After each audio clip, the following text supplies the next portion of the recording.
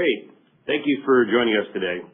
Well, we delivered a solid start to the year with first quarter results reflecting the strength of our global portfolio and disciplined execution against our strategic priorities. While reported revenue growth was modest, underlying performance was stronger and profitability expanded, demonstrating the resilience of our business model and the impact of our operational initiatives. Revenue for the quarter was approximately $590 million, increasing 1% as reported and 3% on a constant currency basis, excluding service revenue amortization. Growth was driven by strong performance in Italy and a favorable mix in the United States, partially offset by the impact of the UK transition. Adjusted EBITDA grew 15% as reported and 5% in constant currency, reflecting both operating discipline and continued benefits from our Optima efficiency program. This level of increase and associated margin expansion is a clear indication that we're executing well while continuing to invest for long-term growth. Our balance sheet remains a source of strength. We ended the quarter with net debt leverage of 2.4 times, one of the lowest levels we have achieved, positioning us well ahead of the final lotto payment completed last month. Capital allocation remains consistent and disciplined. In the first quarter, we returned more than $70 million to shareholders through dividends and share repurchases. These actions reflect our confidence in the durability of our cash flows and our view that the current share price does not fully reflect the intrinsic value of the business.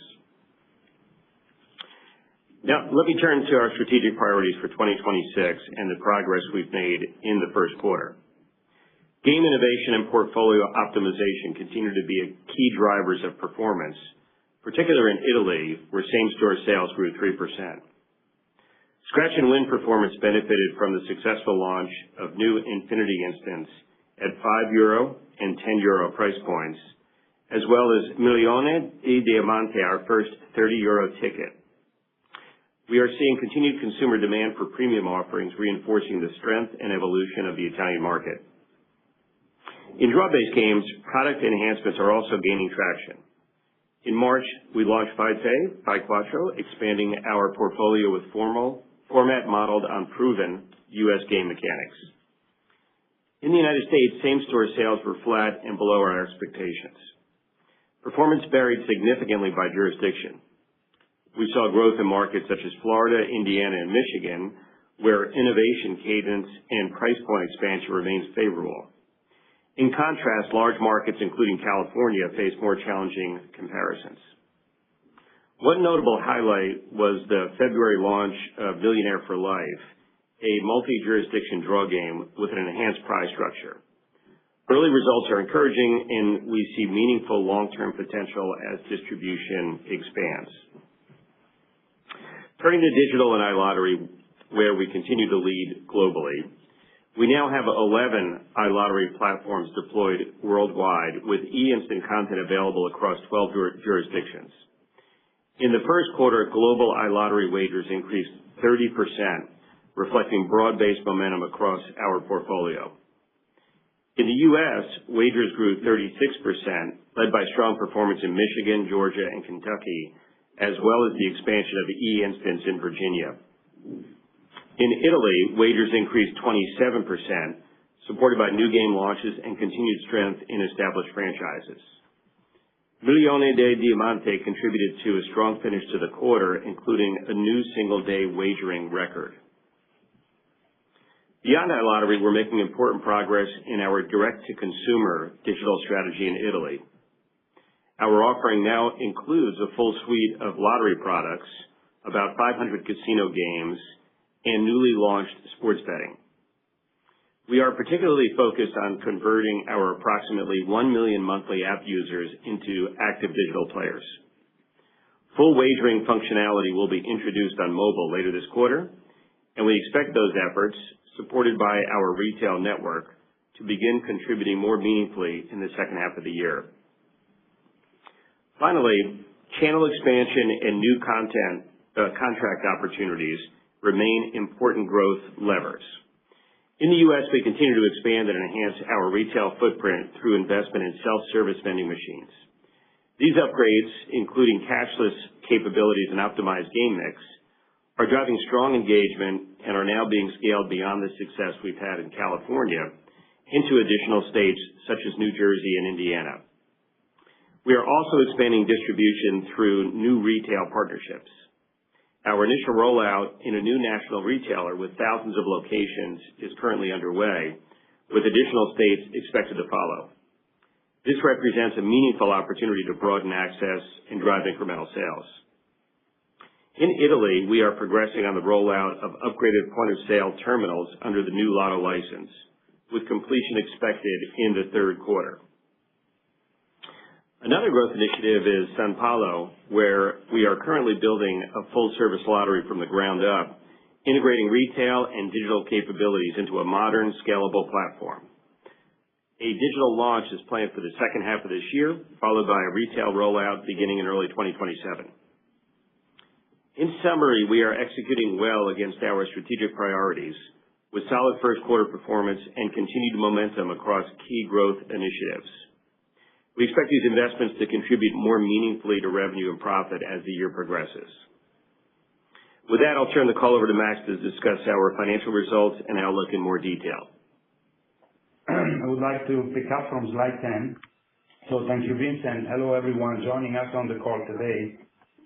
Our first quarter results reflect modest reported growth, stronger underlying momentum at constant currency, and outcomes broadly in line with our expectations for the quarter, demonstrating the resilience of our portfolio and the effectiveness of our operating focus on disciplined cost management, especially as we continue to invest in long-term strategic initiatives. First quarter revenue of $587 million increased 1% as reported. More importantly, growth at constant currency and before non-cash service revenue amortization, which is about $50 million higher per quarter with the start of the new Lotto concession, was 3%, or 5% net of the UK transition. As a reminder, the UK transition started in August 2025, so we had one full quarter plus 1 month left to anniversary the transition in year-to-year comparisons.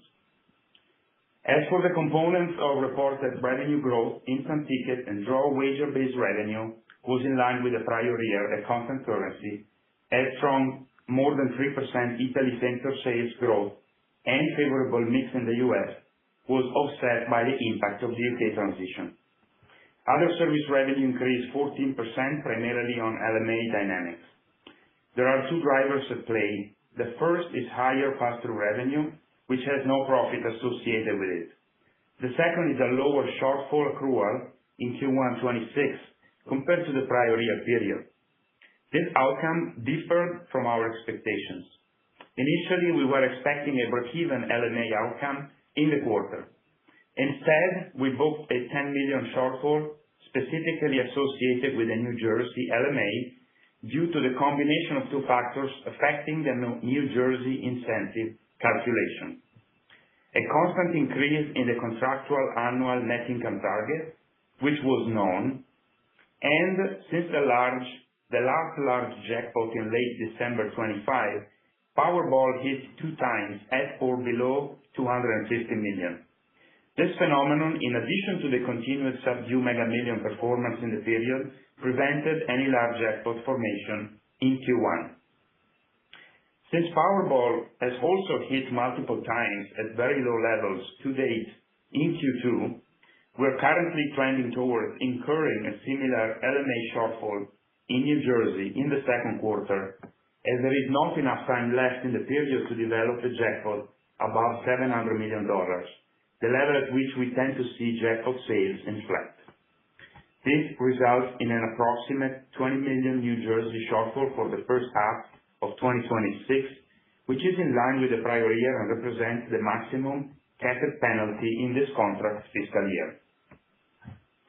Our team has developed several strategies to help mitigate the New Jersey LMA jackpot sensitivity going forward. One is improved payouts on new instant ticket games, which is already driving stronger sales in March and April. Another is the increased deployment of self-service vending machines, which have delivered immediate sales lift. Outside of the New Jersey LMA contract, modest jackpot activity did not have a meaningful impact to our sales, demonstrating its limited exposure in the overall business.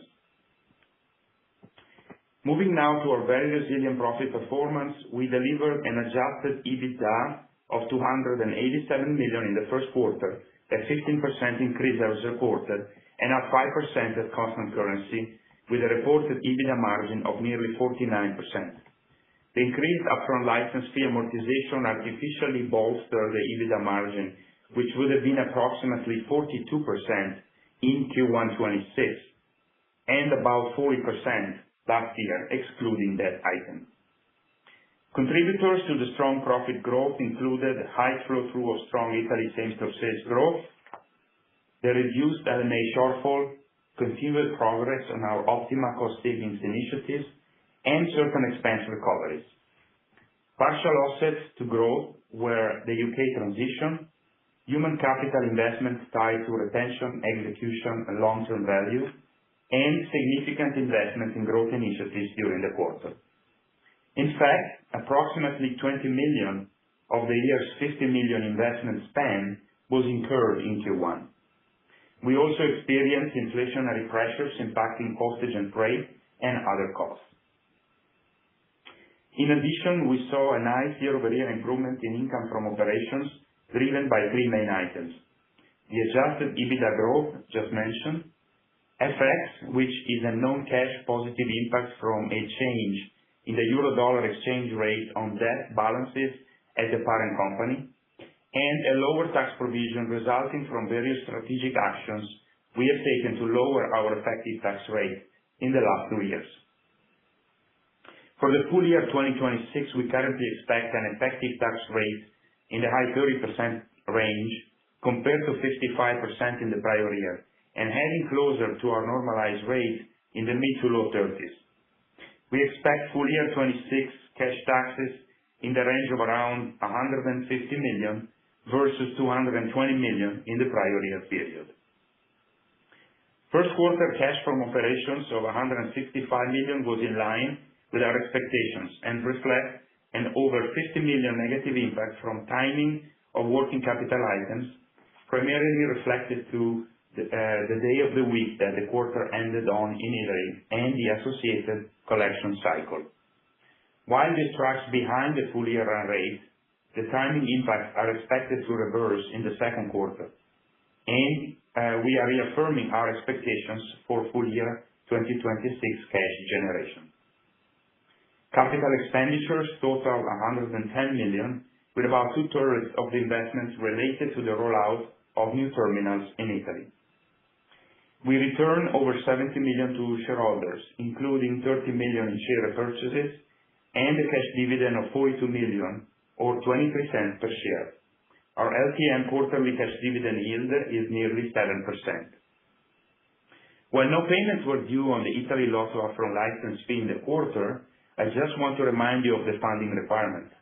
The first two installments, totaling $926 million, were paid in 2025, and the final installment of $1.67 billion was paid on April 24th.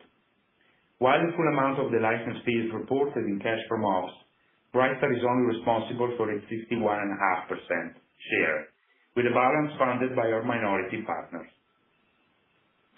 As a matter of fact, Brightstar balance sheet and credit profile are strong, with net debt leverage of 2.4x. We expect leverage to peak around 3.5 times mid-year and anticipate that it will subsequently restart a more favorable trajectory thereafter. Total liquidity following that payment is around $1.8 billion, providing substantial support for our capital allocation plans. In April, we successfully refinanced our revolving credit facility, moving its new maturity date to March 2031. We improved terms and subsequently fully repaid the 200 million outstanding principal amount due under the euro-denominated term loan due 2027. We have a sound profile on our debt with no near-term maturities and very competitive terms on our senior notes. Turning now to our outlook. Second quarter revenue is expected to be below the prior year, primarily due to higher service revenue amortization. Adjusted EBITDA in the second quarter is currently expected to be modestly below the prior year, as underlying growth in the business and continued cost discipline is more than offset by the impact of the U.K. transition and the likelihood of a higher New Jersey LMA shortfall, in addition to investment in growth initiatives. We are reaffirming our full year 2026 revenue, profit, and cash flow outlook. As Vince outlined, we are executing on many initiatives to drive accelerated revenue and profit growth in the second half of the year and beyond. We believe that diversity mitigates the risk associated with any single area of focus, as our Q1 clearly demonstrated. In addition, our LTM sales and adjusted EBITDA performance, coupled with the proven resilience of lottery in the face of macroeconomic and geopolitical uncertainty, gives us confidence we can deliver on our financial targets for the current year. Now, we'd like to open the call for your questions. We will now begin the question and answer session. If you would like to ask a question, please press star 1 to raise your hand. To withdraw your question, press star 1 again. We ask that you pick up your handset when asking a question to allow for optimum sound quality. And if you are muted locally, please remember to unmute your device. Please stand by while we compile the Q&A roster. Your first question comes from Jeff Stantial with Stifel. Your line is open. Please go ahead. Great. Thank you. Good morning, everyone. Maybe just starting off, Max, that last point that you raised of some initiatives to try to drive re-acceleration in the back half of the year. If you think about sort of bridging between the 1% of growth in global same-store sales that you reported for Q1, and then last quarter, I think you sort of talked about 3-ish%, 2 from retail, 1 from iLottery. If you think about how you go from 1 to 3, you mentioned some initiatives, retailers, self-service terminals. You mentioned sort of the timing of product. Can you just sort of walk through or help us think about rank ordering which of these is most material? And then if you could also help us think about sort of like which ones you feel like you have the cleanest line of sight to, which ones might require sort of state or lottery partner approvals to roll out, and sort of your degree of confidence in this back half acceleration. Thanks. Yeah. So to ground everyone up, around the 5% organic growth projections for the year, we anticipate effectively 2026 to behave more or less similarly to 25, where we see a second half that it will be more prominent or expected to be more prominent than the first half of the year. As a result of a couple of factors, not least the U.K. transition, which is still negatively affecting our revenue growth by about 2% each quarter, negatively.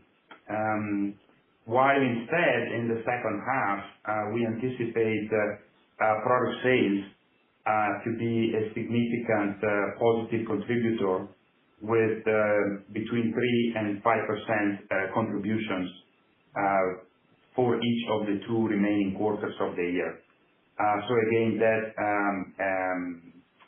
is backed by an order backlog with deliveries expected to be completed between Q3 and the majority in Q4 of the year.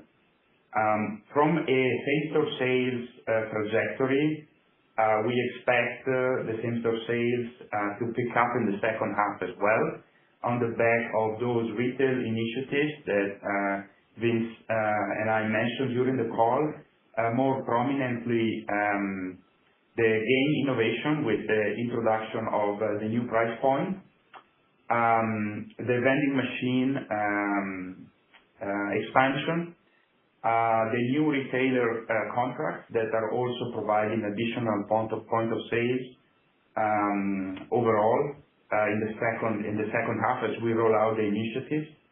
And so all of that together is supposed to give us a little bit of pickup in the second half of the year versus the first half of the year.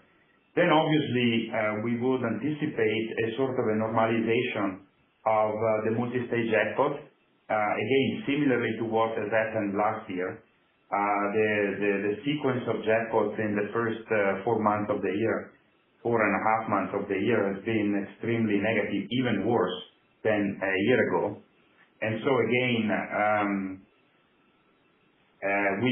we think that some sort of normalization may occur in the second half that should help us contribute favorably to kind of get to a total retail performance in the year up 3% versus the previous year. And then we have the two growth initiatives, namely the iLottery that continues to overachieve our projections in terms of growth rate to contribute 1%, as well as the Italy B2C initiative also to start ramping up more decisively in the second half of the year and finishing up the year with about a 1% contribution on a total year basis.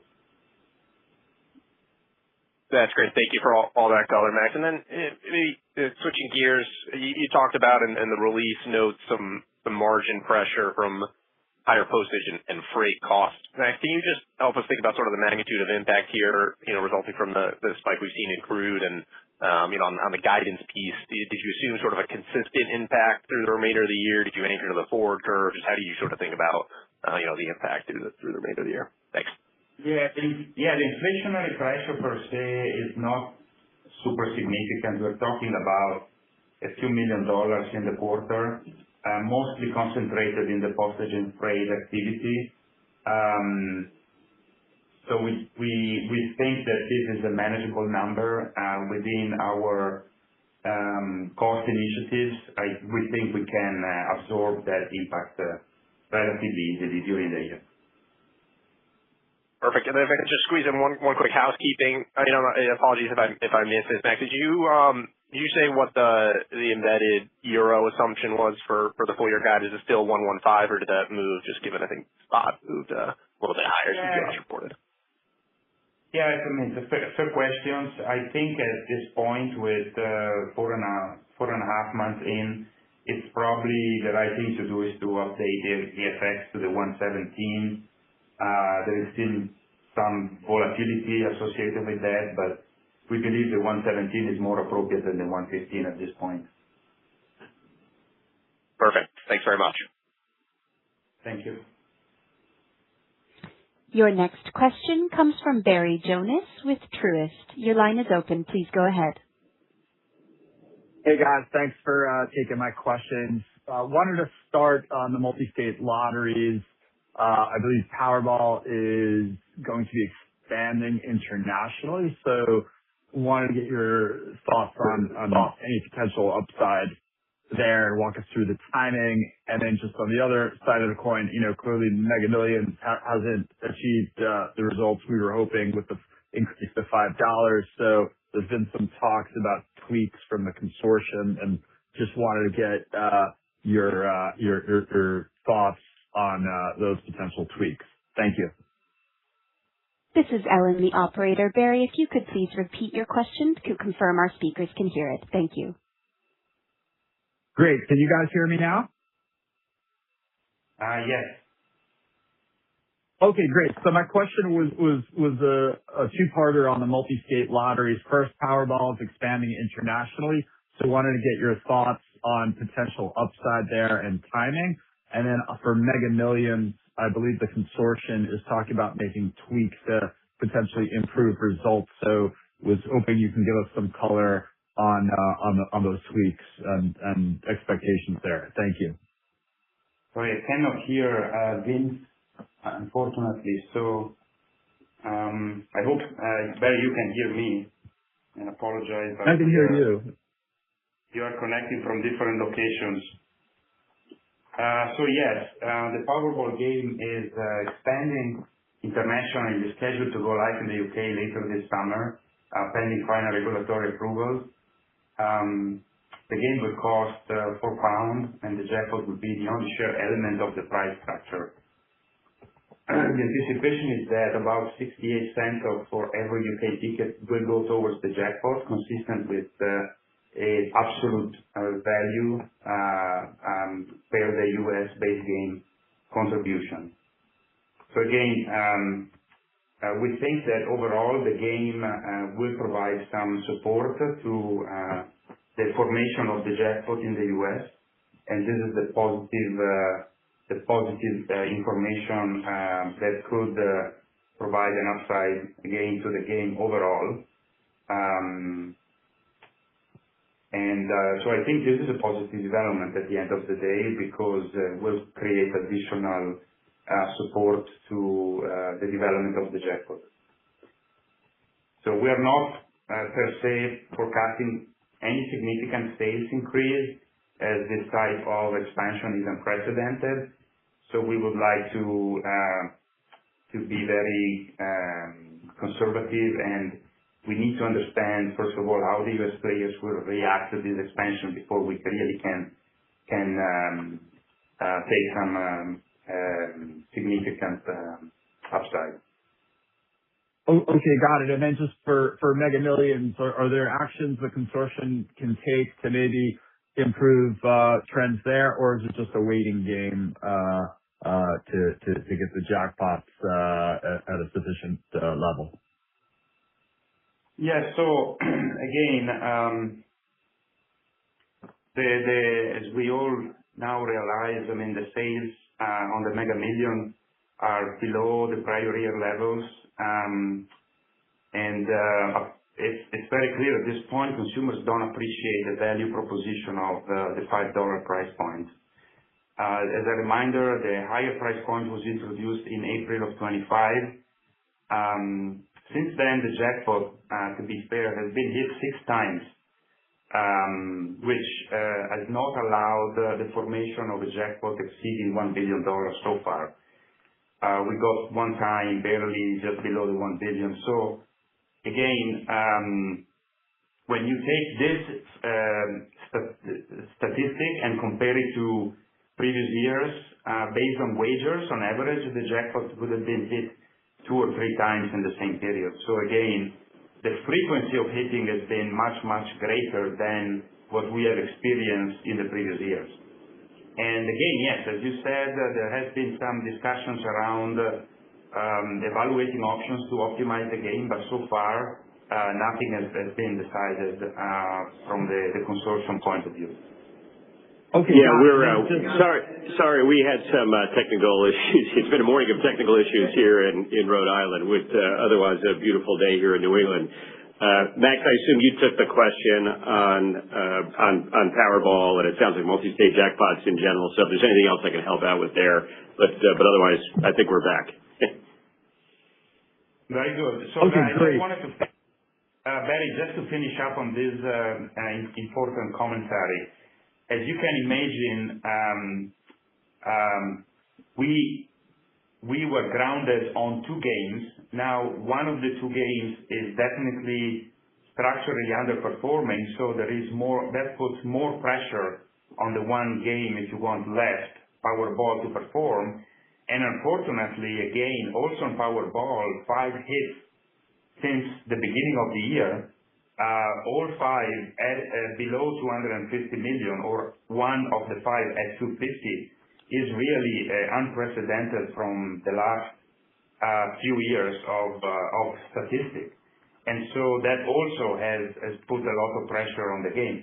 Having said that, our own exposure to the multi-state jackpot on a year-over-year basis has been very, very limited, with the only exception of the New Jersey LMA contract, as I explained in my prepared remarks. Understood. Maybe just one more follow-up. Now that pro forma leverage after the last Italy payment is 3.5, and the shares are still depressed, how are you thinking about capital allocation here, and maybe just timing to hit that mid-cycle target of 3 times or less? Thank you. Yeah. So I think with the payment behind us, we're probably going to see the peak of that leverage on or around 3.5, probably on the low end of 3.5 potentially. And since then, we anticipate that leverage to come down gradually over the next few quarters. And so we definitely are very cognizant of the fact that we have an ability to bring the leverage back to our long-term target of 3 times over the foreseeable future without compromising our investments, our core investments, and/or our support to the balanced capital allocation plan that we launched July last year, and that we are in full execution mode. Since then, we have been able to deliver about 60% on the buyback program, the $500 million program, and the rest of the program is still open for execution. And we anticipate that you will see from time to time the company being able to continue to execute on the remaining part of the program. Plus, in addition to that, we have been able to also increase our ordinary dividend to the tune of about 15% over the last 2 quarters. We have taken a pause on the increase this quarter because, again, we had to absorb that large last lot of payment in April. But with that in mind, I think we have the ability to continue to support our capital allocation plan going forward. Great. Thank you. Your next question comes from Chad Beynon with Macquarie Capital. Your line is open. Please go ahead. Hi, good morning. Thanks for taking my question. Was wondering if you could elaborate just a little bit more just in terms of opportunities on the AI front in this business, either from a cost saving standpoint or just from an efficiency standpoint, if any of that has improved as we've kind of worked through the year thus far. Thank you. Yeah, hey Chad, I'll take the question. So we've done a lot of work in this area, including using third-party consultants to assist us and then also assess where Brightstar stands relative to others in the industry, and then more importantly, I think outside of the industry. And I think we're in pretty good shape in terms of our evolution. So I think I've mentioned in the past, a while back, we put in a governance structure for the management and utilization of various AI tools. So we've got the tools in place. We've got our controls and guidelines. We've got a structured program. We had an innovation committee where our senior executives sit on that committee. I chair it. And we've got just a lot of best-in-class techniques, including really robust training programs for our managers.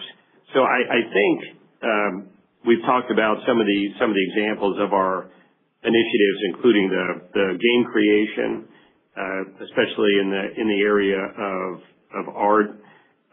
Our e-instant game launches are leveraging AI, our game recommendation engine, which we believe is best in class, utilizes a fair amount of AI in its technology stack.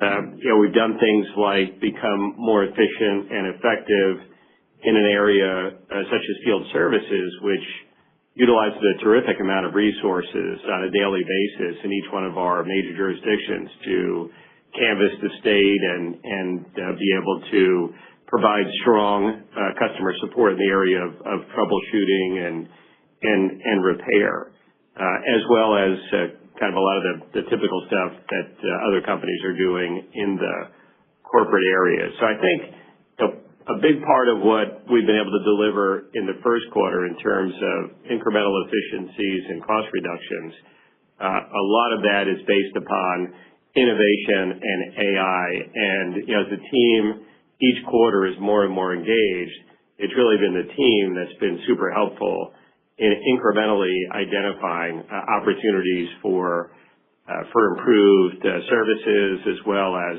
efficiency. So our Optima program, which Max continually updates, that we continue to grow what our projected opportunity is over the next several years, and much of that is based on the utilization of AI, especially around the area of efficiency on software engineering, which is a significant part of our business, right down to the delivery and maintenance of the servicing. Those are the areas that we primarily benefited, and we see benefits increasing over time as we get smarter and better at this and take on more projects and refine our execution. That's great. Thanks, Vince. And then last quarter, we opened up the window a little bit more in terms of M&A opportunities, whether it's iLottery or other areas of the business. Can you just kind of talk about your appetite in M&A, given the second payment will be made and your free cash flow and cash position is maybe just a little bit more understood at this point? Thank you. Yeah, sure thing. So as we report every quarter, the growth opportunities and the high growth areas that we've experienced have, of course, been in the area of iLottery. We are the leading global provider of iLottery platforms and content. Our games are performing great. We've got 11 or 12 platform customers out there. We have platform customers coming online in 2027, and we've also added our content to customers that don't deploy our platform. So we've invested for years. We feel like we've got best-in-class team, and our acceleration, I think, of the delivery of top-performing games as well as platform refinement has been really impressive. So I think we've got the capabilities that we've built organically that have enabled us to achieve that 20+ to 30% iLottery growth quarter after quarter, and now it's becoming more meaningful as the absolute number is getting larger. And now we've got a couple of big deployments that are pretty exciting.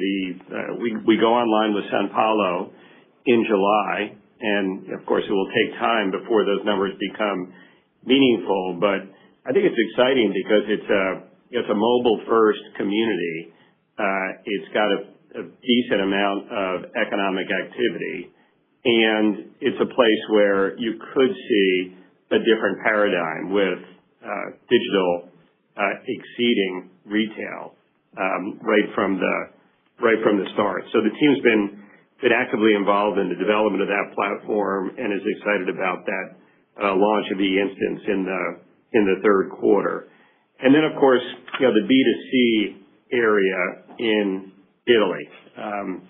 That's, of course, our home turf. We've got a very, very good team of veterans that have been working on putting together the best-in-class platform and are excited to really launch full functionality around our My Lotteries app in Italy in this particular quarter, in the second quarter, as well as all of the marketing that goes along with it. And we've increased our iLottery market share a couple of points from a year ago. So still early days in terms of that focused activity around digital in Italy. And as you know, we've been building up our game library there, such that we've got about 500 iCasino games available now, including live casino games, skill-based games, and sports betting. So I think we're in good shape. And if there's an area where we'd be looking to potentially engage in M&A, I don't expect it would be anything massive. But the ability to to gain some incremental expertise or market share, I think would be something that we would be open to, where we could quickly synergize and have both the cost opportunity and pick up some incremental market share. So I think we're in fine shape with our balance sheet. I think we're even considering the payment on Lotto. And so I think any M&A of that magnitude would not be significant in terms of the impact to the balance sheet. And that's those are things that we're currently evaluating. Thank you very much. Appreciate it. Your next question comes from Domenico Ghilotti with Equita. Your line is open. Please go ahead. Good morning. Two questions. The first is on the retail same-store sales performance you were mentioning, so the 3% target. I wonder if this is something that you see well balanced between Italy and the U.S., or if you're expecting some kind of acceleration in the U.S. or any kind of additional acceleration in Italy. Second is a follow-up on the Italian B2C launch and activity. How are you going to exploit your retail network and so your opportunity for a, say, omni-channel approach, if any? So I'm interested in understanding how do you want to exploit this asset. And third, just a clarification on the LMA shortfall that you were mentioning in the previous comments. If you can just clarify, so the impact in Q1 and Q2, and expected impact in Q2. Yeah, I can get started and hand it over to Max. So as we mentioned, I think we got off to a decent start for the year. Global same-store sales were up just over 1%, but given the mix, neutralizing for FX, our revenue was up about 3%.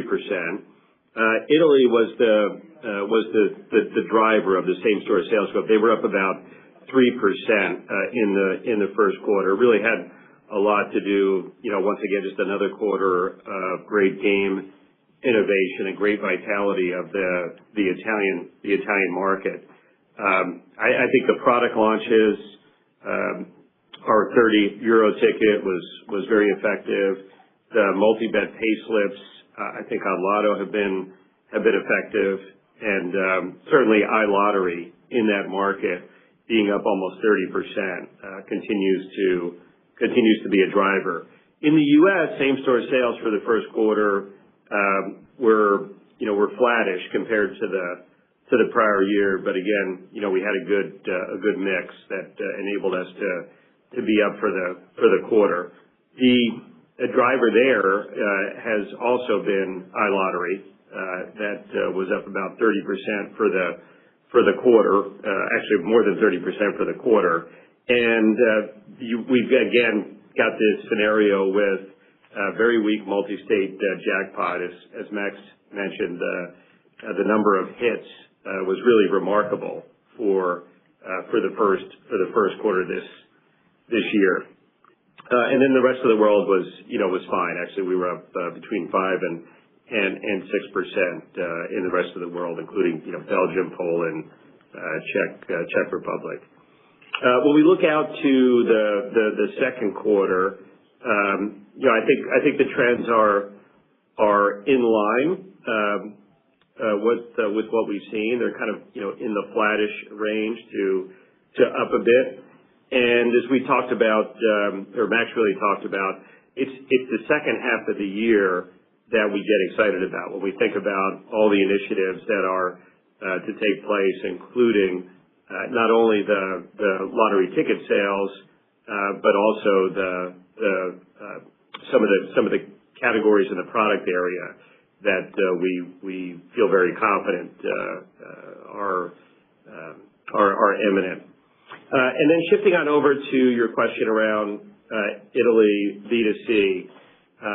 So I'd say the numbers that we've achieved so far have shown really good progress with minimal marketing efforts so far. A big part of the effort has been to assemble a group of games that we think is really optimizes the offering to consumers, as well as putting together features and functionality so that when we do the full launch, the full capabilities launch, the ability to take wagers on the My Lotteries app, that consumers are impressed and view this as a viable alternative.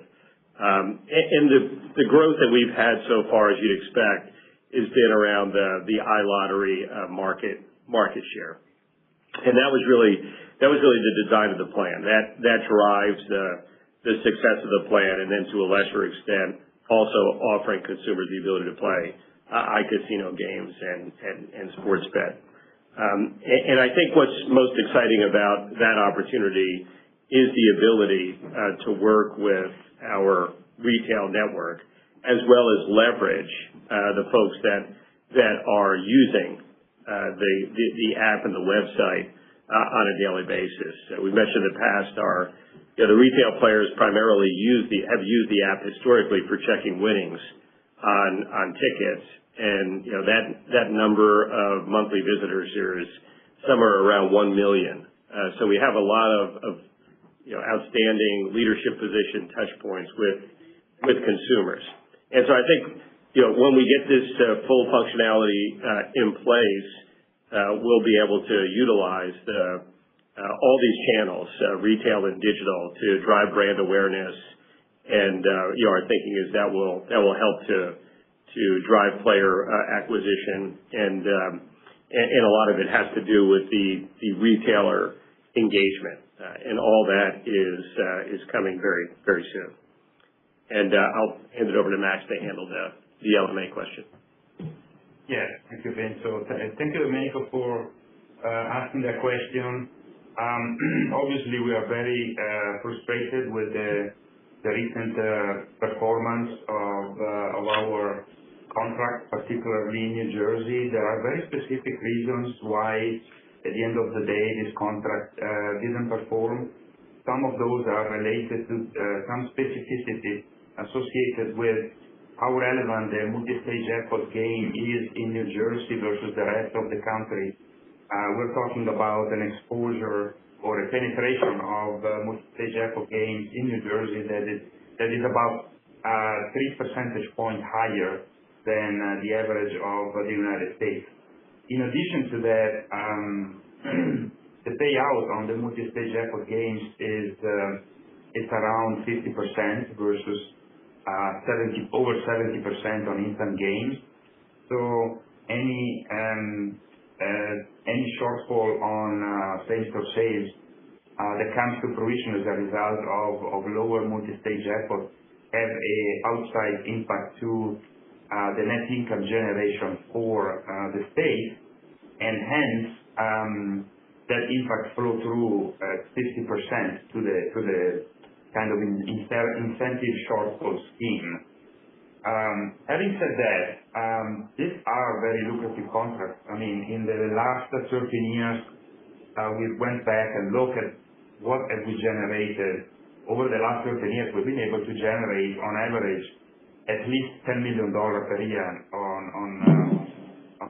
the New Jersey contract. So here, the question is really how to structurally reduce the exposure of the contract to the jackpot volatility by structurally enhancing the underlying fundamentals of the business.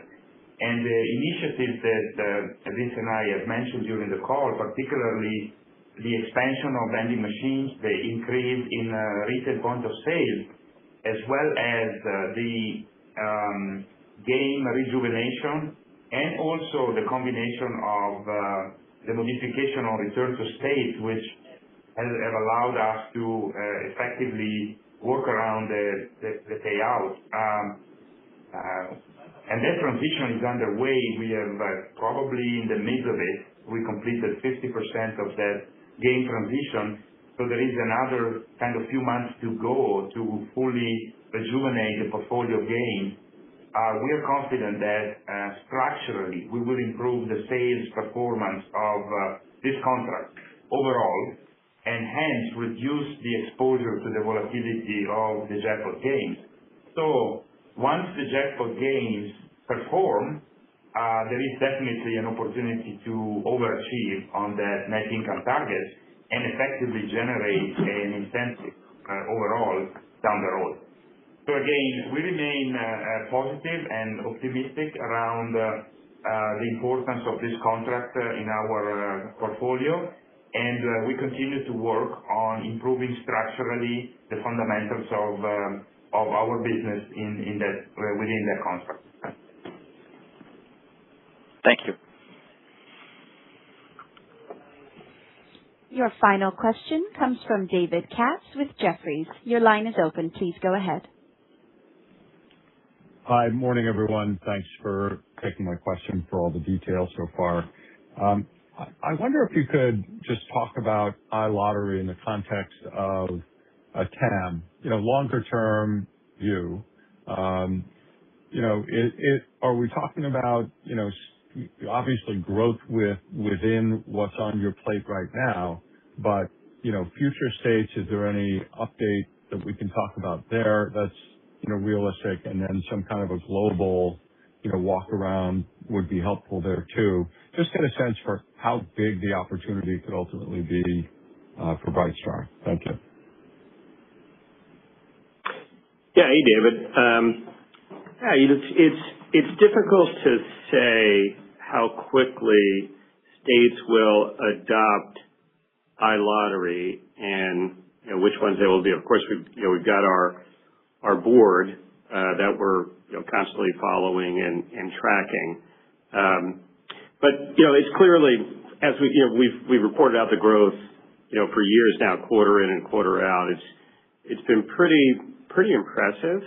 And the research we've done shows it not only brings in existing lottery players, but brings in players that just don't have the habit of frequenting retail operations. As you look at the courier services, for example, they charge a pretty hefty premium for the convenience of of purchasing tickets without having to go to the store, versus the states that have full-fledged iLottery operations that don't charge an incremental premium. And yet, the couriers have generated a fair amount of incremental sales. In fact, part of our challenge, one of the things in the negative column for us over this past year, continuing into the first quarter, is the decline in sales of one of our big jurisdictions, Texas. And we can attribute that largely to the reversal on couriers and the elimination of couriers, whereas courier sales had been pretty significant in that state that did not permit and still does not permit iLottery.